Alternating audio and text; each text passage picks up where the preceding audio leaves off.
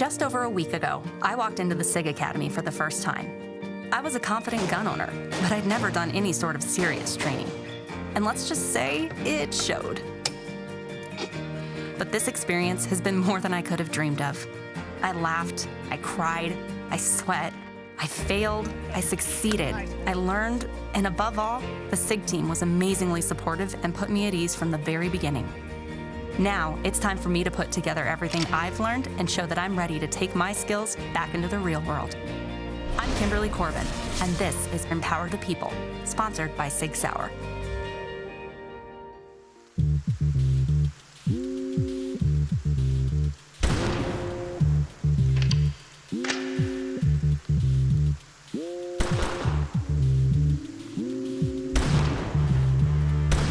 This is our live fire team shoot house. You're gonna go into the shoot house being incredibly cognizant of trigger finger discipline, muzzle management, also target acquisition. Just take it nice and slow. Everything that you're about to encounter in here, you have been trained up on or have had experience with. I'm ready, feeling good. Awesome, that's what I wanna hear. Let's do it. All right. At the end of the day, this is a learning exercise, but I will also have that mindset of this could easily happen in my own home or a loved one's home or in everyday life. When you enter the room, just treat it as you would a normal open space and solve the problem. It's totally on you to do it how you want to do it. All right. Shoot house starts now. Go for it. Open door to the left. It is open, clear. There's a door on the right that is closed. Blank wall to the right, blank wall on the far side. A wood target with a closed door behind it. Anybody in there?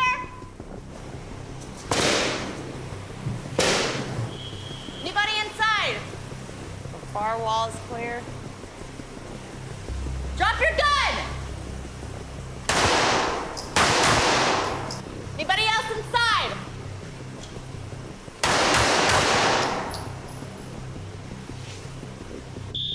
All right, go ahead, holster. What did you see here? A dude with a gun. Right, you killed Jethro for drinking a beer. We changed up the targets a little bit. You saw the target, you shot. Was there some issues with that? I shot the guy that was holding a beer can because I didn't even see the beer can. I'm in here to shoot. That was my mindset. Shooting is difficult. So hopefully that also gives you a little bit more respect for our law enforcement officers and our military personnel, especially on the decision-making aspect of it.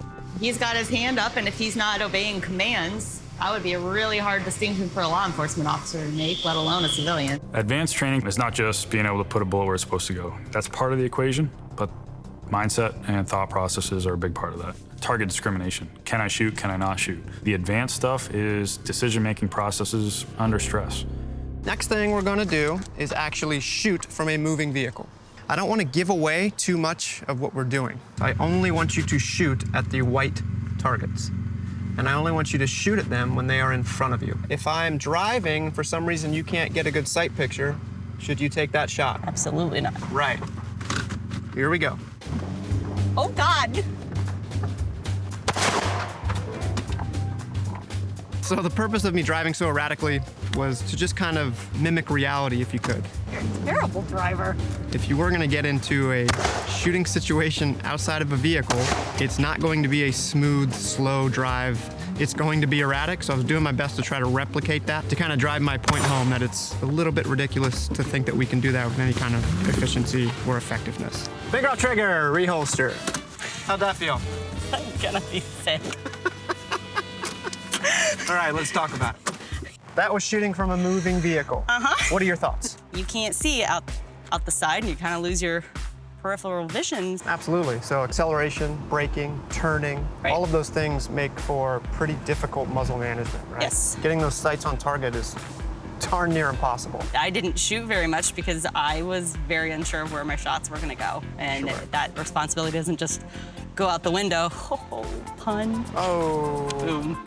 All right, so my favorite experience was just seeing the light bulb. You making your own corrections, us not even having to step in there and do that. You know, you said, oh man, I could have done this a lot better. And you recognizing that and being able to correct it and have the tools and the knowledge there to just fix it yourself. That was probably the biggest reward for me.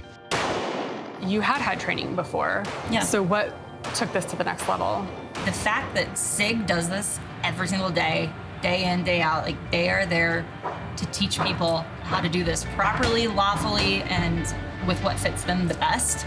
Here's something that I can take and I can learn and I can use in a way that's gonna benefit me, my kids, people around me. Like, I would be completely confident in carrying now, whereas other times I'd be like, I don't know what the laws are, or it doesn't fit my outfit or something, and it may give me pause. And now I don't feel like that's the case at all.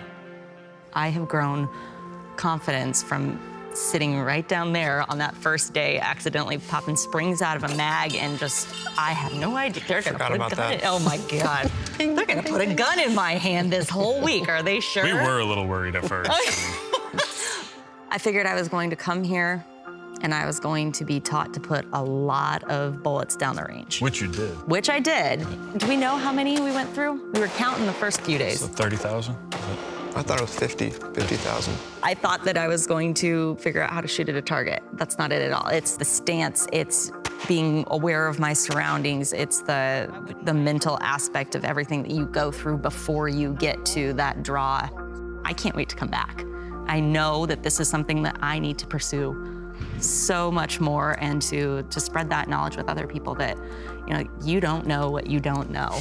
Excellent. Until you get in here and start learning more about just what that tool that you have can do. Let's say after I leave here, it's going to be imparting that knowledge upon others, teaching Mike when I get back. I want to see how I retain that and how I can message that to somebody else. If they're not getting something and I'm not teaching them right, maybe I need to go back for more training. It's a good gauge. On a personal note, all the drills you've been doing at the end of the day, allowing you to work through your own experiences, kind of getting over the psychological effects of your past experiences in your life. Like for Dylan and I, that's why we come to work every day. Before coming here, I thought there's no way I could have stopped that attack. I did what I needed to do to survive. And I'm walking away from here now knowing that, well, if the exact same scenario presented itself, here's all the different ways that I now know I could have gotten to that firearm, or I could have defended myself. I've broken out of that mental mold that I've lived in for 11 years and realized, okay, there's actually a different scenario that could have ended in. It happened the way that it did. I'm alive, but if that ever happens again, I know I'm going to be much better prepared.